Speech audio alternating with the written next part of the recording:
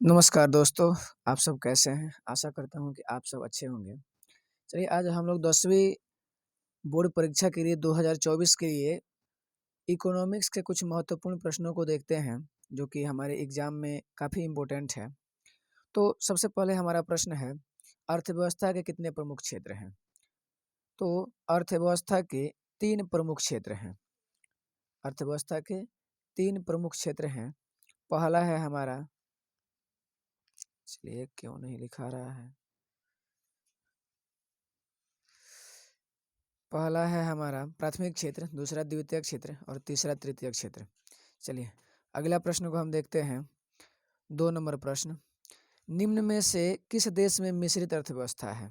तो भारत देश में मिश्रित अर्थव्यवस्था है। नेक्स्ट प्रश्न 3 नंबर प्रश्न, निम्न में कौन प्राथमिक क्षेत्र कहा जाता है? तो कृषि क्षेत्र को प्राथमिक क्षेत्र कहा जाता है। कृषि क्षेत्र को प्राथमिक क्षेत्र कहा जाता है। चौथा नंबर प्रश्न है, भारत में सेवा क्षेत्र को सामान्यतः कितने भागों में बांटा गया है?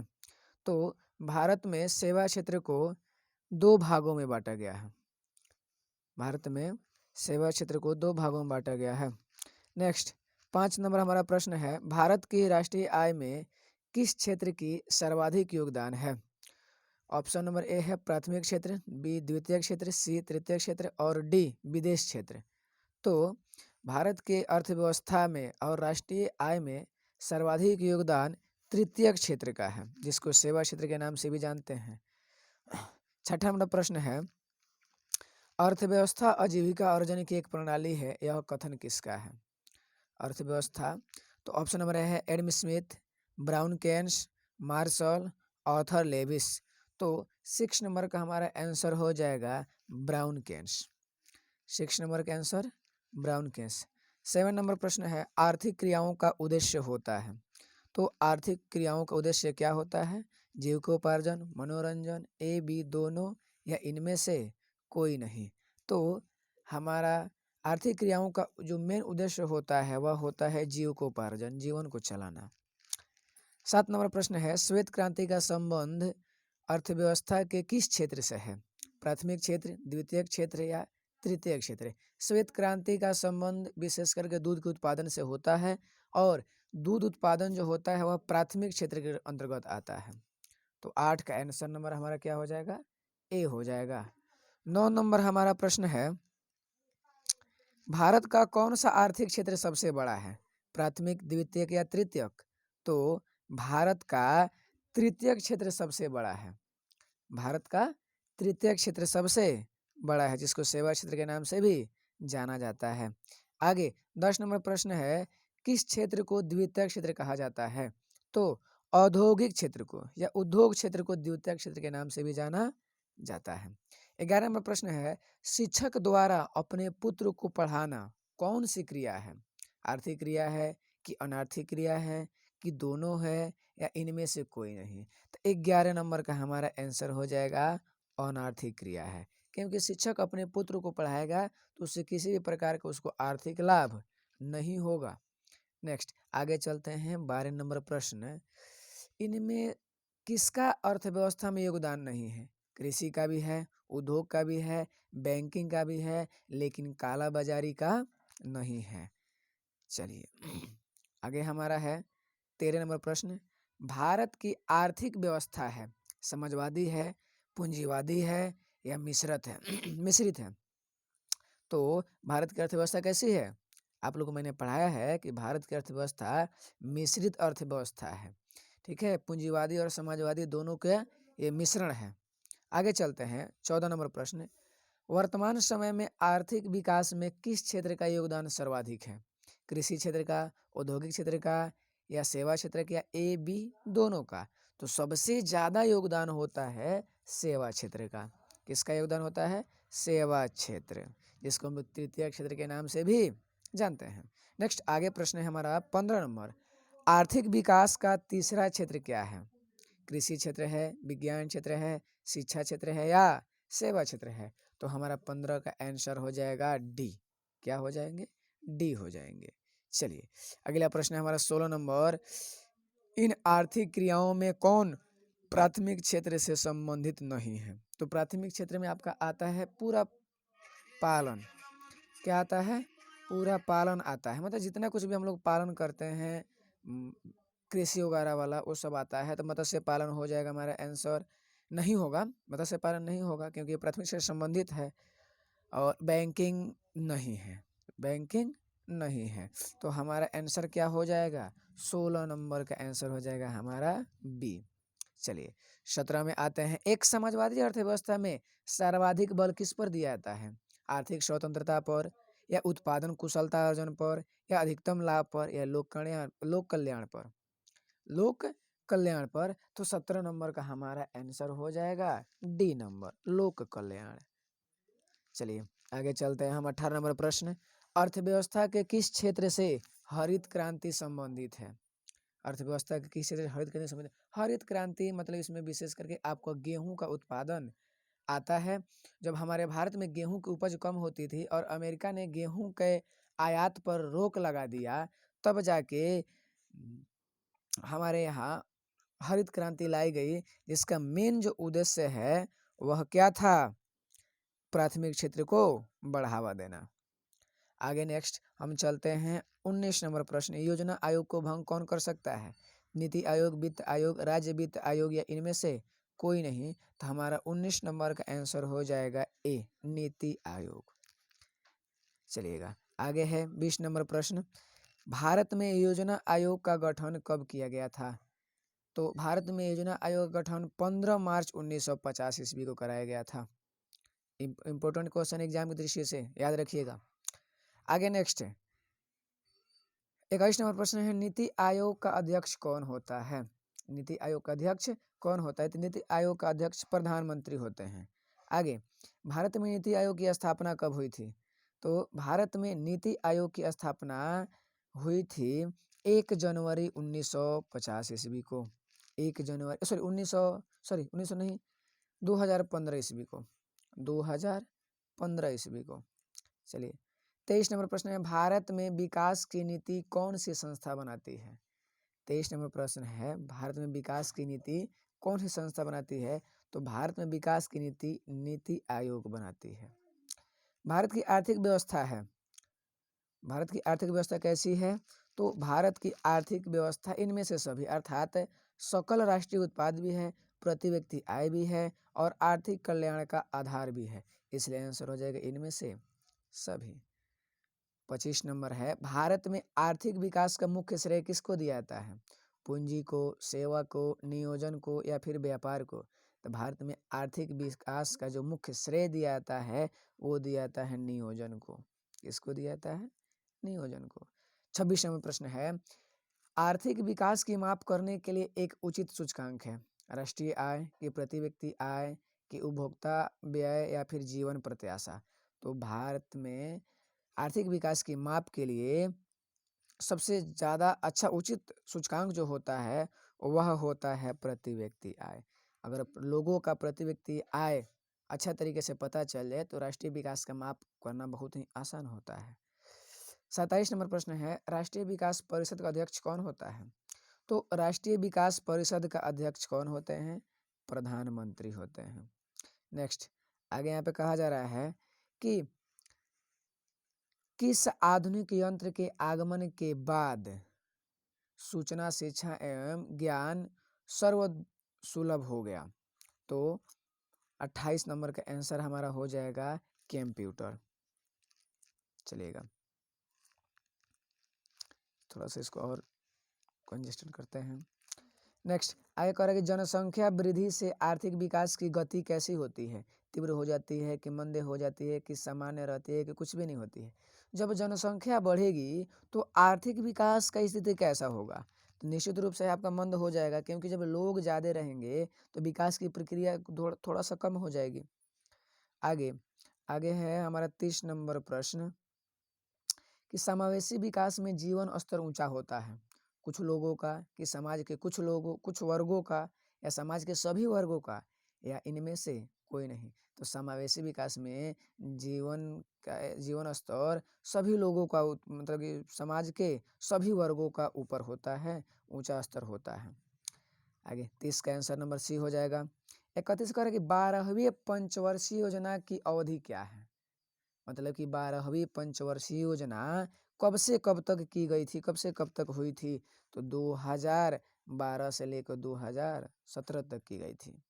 आगे का प्रश्न है हमारा 32 नंबर।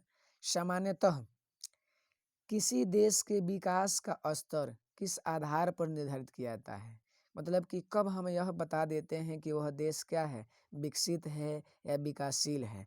तो अगर ऑप्शन नंबर ए में है प्रति व्यक्ति आय पर या साक्षरता दर पर या स्वास्थ्य की स्थिति पर या इनमें से सभी, तो 32 का आंसर नंबर हमारा हो जाएगा डी। जब यह सभी का ऊंचा स्तर बढ़ेगा, ये सब विकास जब करेंगे, प्रति व्यक्ति आय बढ़ेगा, चाहे साक्षरता दर भी बढ़ेगा और चाहे लोगों की स्वास्थ्य की स्थिति में भी सुधार आएगी, तो निश्चित रूप से विकास का स्तर धीरे धीरे ऊपर की ओर चलते चला जाएगा।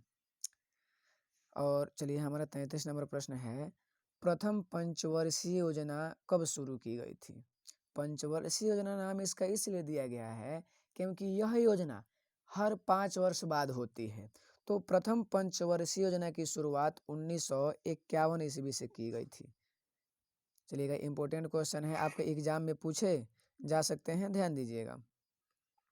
चलिएगा, 34 नंबर हमारा प्रश्न है, 11वीं पंचवर्षीय योजना की अवधि क्या है?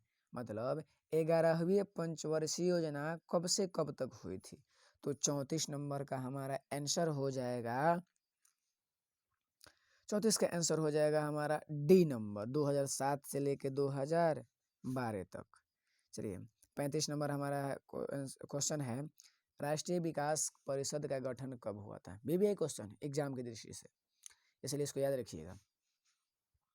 और राष्ट्रीय विकास परिषद का गठन कब हुआ था? तो राष्ट्रीय विकास परिषद का गठन 1952 ईस्वी में हुआ था। चलिएगा, आगे नेक्स्ट है कि आर्थिक विकास संबंधित है परिमाणात्मक परिवर्तन से, गुणात्मक परिवर्तन से, ए और बी दोनों से, या इनमें से कोई नहीं। तो आर्थिक विकास किससे संबंधित है? तो आर्थिक विकास परिमाणात्मक परिवर्तन से संबंधित है। मतलब इसमें परिमाण में कुछ ना कुछ चेंजिंग आते रहते हैं। अगर है कि भारतीय योजना आयोग के प्रथम अध्यक्ष कौन थे? तो योजना आयोग के अध्यक्ष प्रधानमंत्री होते हैं। तो भारत में जब सबसे पहले योजना आयोग की गठन 15 मार्च 1950 ईस्वी में किया गया था, तो जब हमारा देश 1947 ईस्वी में आज़ाद हुआ, तो उस समय पंडित जवाहरलाल नेहरू को भारत का प्रथम प्रधानमंत्री बनाया गया, और प्रथम प्रधानमंत्री ही प्रथम योजना आयोग के अध्यक्ष थे। इसलिए आंसर हमारा क्या हो जाएगा? C number. चलिएगा, कर नमस्कार के निम्न में से कौन बीमारू राज्य है?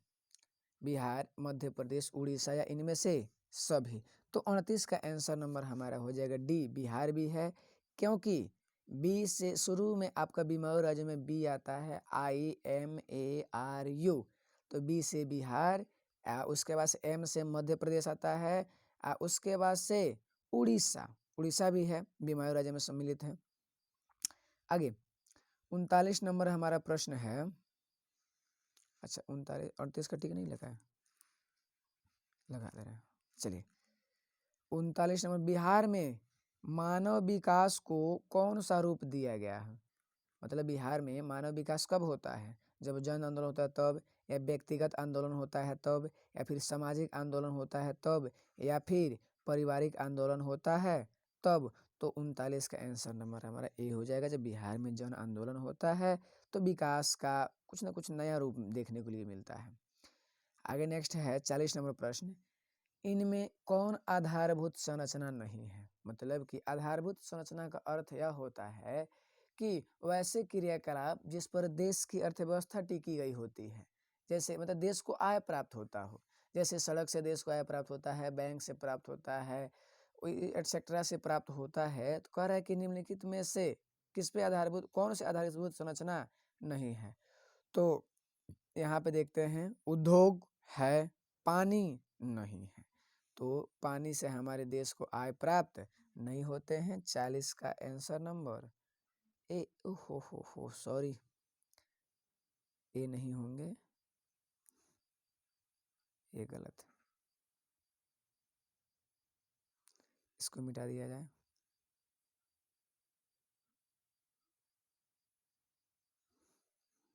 आधारभूत संरचना नहीं है तो उद्योग है, उद्योग नहीं है। आगे 41 नंबर प्रश्न कर रहा है कि मानव विकास रिपोर्ट किनके निर्देशन पर तैयार की गई थी। तो मानव विकास रिपोर्ट किनके निर्देशन पर, तो महबूब उल हक के निर्देशन पर तैयार किया गया था। आंसर हो जाएगा सी नंबर, महबूब उल हक। आगे है 42 नंबर क्वेश्चन, मानव विकास सूचकांक में भारत का क्या स्थान है। मानव विकास सूचकांक में भारत का क्या स्थान है। तो मानव विकास सूचकांक में भारत का स्थान है 126वां स्थान, ए नंबर आंसर।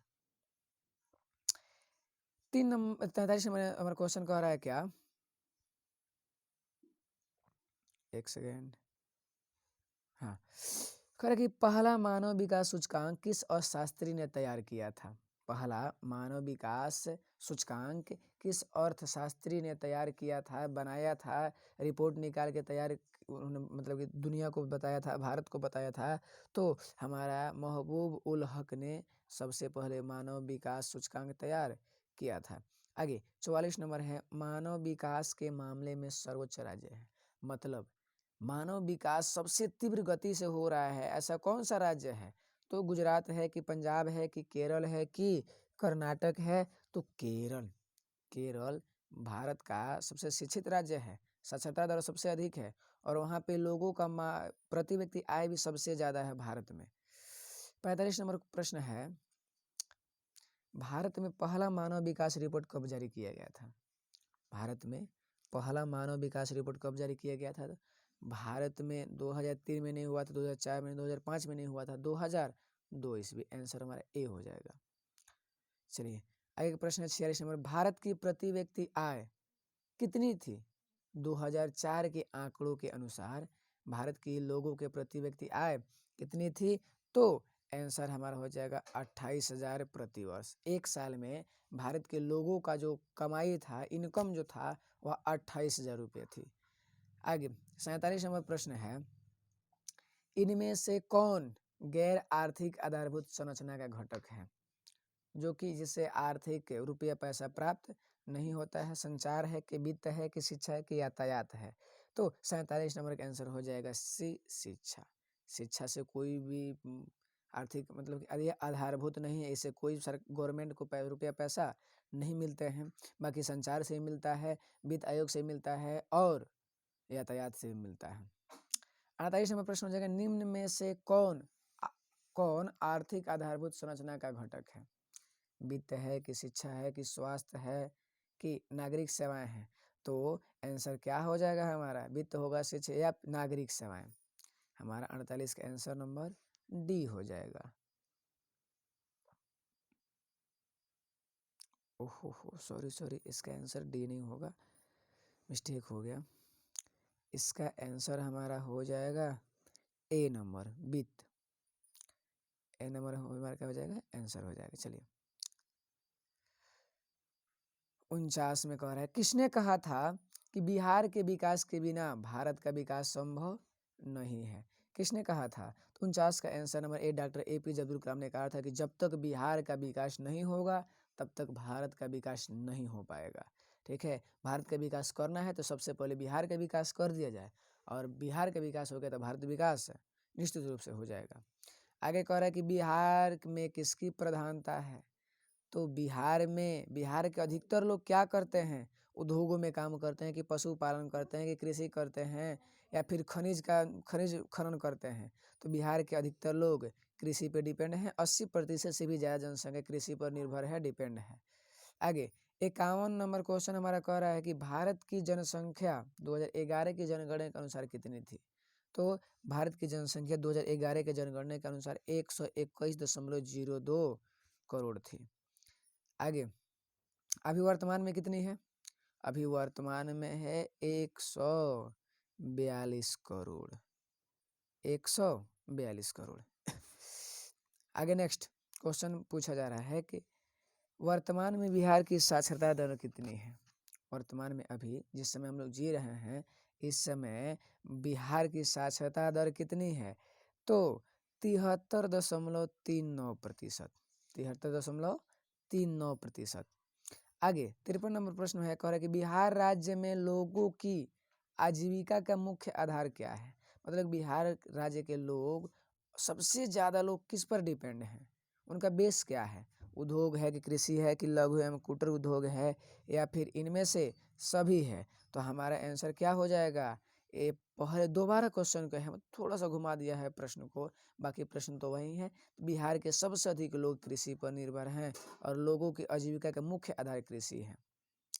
आगे 54 नंबर प्रश्न है कि बिहार की जनगणना 2011 के अनुसार कितनी थी? तो ए फर्स्ट नंबर हमारा ऑप्शन है हमारा 10,25,04,280। दो नंबर बी नंबर प्रश्न है हमारा 10,10,15,637। सी नंबर प्रश्न है 10,38,04,637 और डी नंबर प्रश्न है 10,25,04,600। तो 54 नंबर का हमारा आंसर हो जाएगा 10,38,04,637 सी नंबर। अब देखिएगा 55 नंबर प्रश्न है बिहार के विकास में एक बहुत बड़ी बाधा है। मतलब कि बिहार का विकास में सबसे ज़्यादा रुकावट क्या है?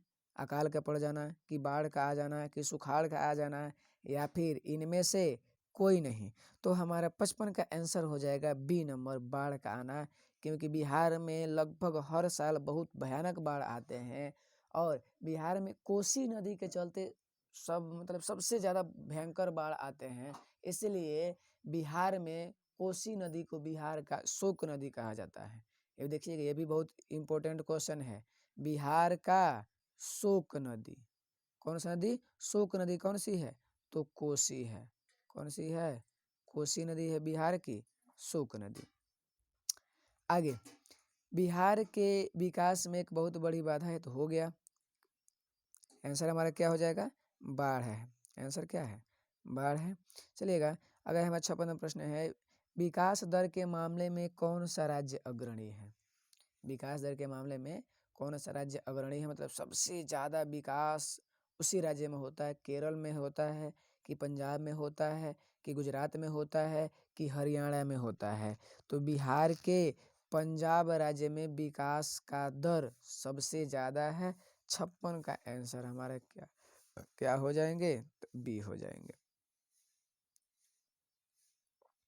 चलिएगा 57 नंबर प्रश्न में कह रहा है 2011 के जनगणना के अनुसार बिहार में कुल कितने प्रतिशत लोग साक्षर थे, मतलब पढ़े लिखे हुए थे? 2011 में जब जनगणना तैयार किया गया तो उस समय साक्षर लोगों का था, तो पढ़े लिखे लोग शिक्षित लोगों की कितनी मतलब क्या प्रतिशत है, क्या कितनी संख्या था? तो फर्स्ट नंबर ऑप्शन है 60.96 और सेकेंड नंबर अर्थात बी नंबर ऑप्शन है हमारा 63.50 और सी नंबर है 63.82 और डी नंबर है 60.81। तो 57 का हमारा आंसर नंबर हो जाएगा सी अर्थात 63.82। चलिएगा बिहार राज्य है उद्योग प्रधान, पशु प्रधान या खनिज प्रधान या कृषि प्रधान? तो ये देखिए तीसरा बार ये प्रश्न को रिपीट किया जा रहा है अर्थात डी नंबर हमारे समझ कृषि प्रधान राज्य है बिहार। 50 नंबर में है निम्न में कौन पिछड़ा राज्य है? सबसे पिछड़ा राज्य। तो आपको पता ही है कि भारत में सबसे पिछड़ा राज्य कौन सा है? बिहार है। और बिहार के लोगों की प्रति व्यक्ति आय भी सबसे कम है। आगे नेक्स्ट 60 नंबर में कह रहा है कि किस अर्थशास्त्री ने कहा था कि गरीबी कैंसर की रोग की तरह है जो जल्दी समाप्त नहीं होती है?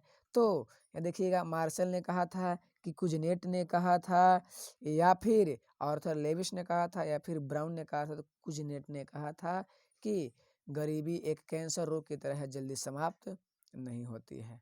61 नंबर प्रश्न है केंद्रीय सांख्यिकी संगठन अर्थात CSO ने बिहार का वर्तमान विकास दर कितना माना है? मतलब कि केंद्रीय सांख्यिकी संगठन है उसने उसके अनुमान का अनुसार बिहार का वर्तमान विकास दर कितना है? देखिए 11% है, 11.5% है, 11.03% है कि 12.03% है? तो 61 का आंसर नंबर हमारा हो जाएगा सी अर्थात 11.03।